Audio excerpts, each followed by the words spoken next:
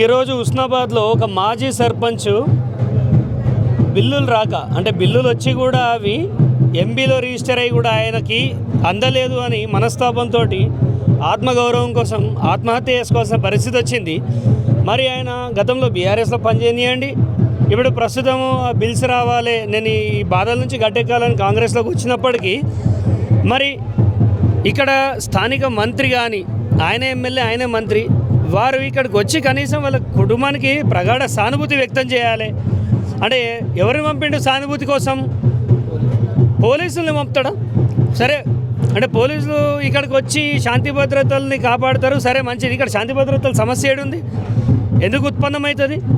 నిన్ననే పొన్నం ప్రభాకర్ వచ్చి ఈ కుటుంబానికి నేను అండగా ఉంటా, ఏవైతే బిల్స్ రాలేదో వాటిని నేను దగ్గరుండి 24 గంటల్లో రిలీజ్ చేపిస్తా, దీనికి ప్రభుత్వం నుంచి ఎక్స్గ్రేషియా ఇప్పిస్తా అంటే ఇవాళ మాజీ సర్పంచ్లకు కానీ యావత్ రాష్ట్రంలో ఈ చిన్న గ్రామాల్లో ఉన్న నాయకులకు ఒక ఊపిరి పోసినట్టే కదా. కానీ ఊపిరి పోయడం కాదు, ఊపిరి తీసినట్టున్నది. ఈ మంత్రి గతంలో ఆంధ్ర పరిపాలనలో ఏ రకమైతే వేధింపులు ఉన్నాయో ఆ రకంగానే కనిపిస్తుంది. ఇది తెలంగాణలా కనిపిస్తలేదు. చాలా దౌర్భాగ్యం. ఒక మంచి తెచ్చిపోయి 24 గంటలు అవుతుంది. ఈ ఊర్లో ఎవరిని కదిలిచ్చినా ఒకటే మాట, నాయకులం పార్టీలు పక్కకు పెట్టండి. ఒక ప్రజాప్రతినిధి చనిపోతే ఒక ప్రజాప్రతినిధి వచ్చి పరామర్శించే ఒక సంస్కృతి ఉందా లేదా? ఆ సంస్కృతిని తుంగలో దొక్కి అడ్డగోలుగా మీరు కోట్ల రూపాయల వ్యాపారాలు చేసుకుంటూ ఎవడన్నా అడ్డంగా మాట్లాడితే పోలీస్ కేసులు బుక్ చేస్తే ఎన్కౌంటర్ చేసి చంపుతారా? రేపు వేరే ప్రభుత్వం రాదా? మీ పరిస్థితి ఏంది? చట్టానికి అనుకూలించి పనిచేయాలి. ఇక్కడ ఉన్న ఒక సీఏ గారు అంటారట, వీళ్ళంతా టైంపాస్కి వచ్చిరని. నువ్వెందుకు వచ్చినావు? టైంపాస్కి వచ్చినట్టు కనిపిస్తుందా నీకు? ఒళ్ళు దగ్గర పెట్టుకొని పనిచేయాలి. డిపార్ట్మెంట్ అంటే పైకేళ్ళు ఊడిపడలేదు. ఎవరైనా చట్టానికి లోబడి, నువ్వు చట్టానికి లోబడి, మేము రాజ్యాంగాన్ని రక్షిస్తాం. ఒక ప్రాణం పోయిందని హైదరాబాద్కి వెళ్ళి కొంతమంది, సిద్దిపేటకి వెళ్ళి కొంతమంది వచ్చినాం. మీ మంత్రి హుస్నాబాద్లో ఉండి ఇక్కడ రాకపోవడం లాంటి దౌర్భాగ్య పరిస్థితులు ఉన్నాయంటే సిగ్గుపడాలి. దయచేసి సామాన్య ప్రజలందరూ ఇవాళ ఏదైతే జరుగుతుందో దీన్ని చూడండి. ఒక ఆరోగ్యంగా ఉన్న మనిషి, బీటెక్ చదువుతున్న కొడుకు, రేపటి కోసం ఎన్నో కలలు కంటున్న కుటుంబం పరువు కోసం ప్రాణం తీసుకున్నాడు. ఇలా ఎవ్వరు కూడా ప్రాణాలు తీసుకోవద్దు. ఇలాంటి పరిస్థితి వచ్చినప్పుడు ఈ భారం అంతా ప్రభుత్వాలపైన వేయాలి. ఈ ప్రభుత్వం ఏదో చేస్తుంది, ఏదో కాపాడుతుంది అనుకుంటే పెనంల నుంచి పొయ్యిలో పడ్డట్టు చాలా దారుణమైన పరిస్థితులు ఉన్నాయి. ఇక్కడ ముఖ్యంగా హుస్నాబాద్లో చాలా అధ్వాన పరిస్థితులు ఉన్నాయి. ఇక్కడ రైతులు చచ్చిపోతురన్న, ఇక్కడ ఒడ్లు కొంటలేరు. ఇక్కడ మాజీ సర్పంచులు ఆత్మహత్యలు చేసుకుంటుంటే ఈయన చెరువు సుందరీకరణ మీద గ్లాస్ బ్రిడ్జ్ కడతాడు.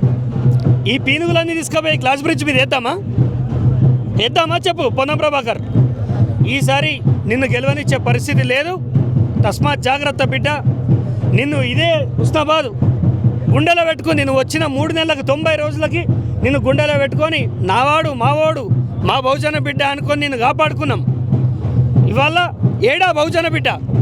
ఏడున్నాడు? ఒక బహుజన బిడ్డ చచ్చిపోతే బహుజన బిడ్డ ఏడిపోయాడు? ఎవడి వల్ల చచ్చిపోయాడు? ఎంక్వైరీకి ఆలోచించే శాతం అయితే లేదా?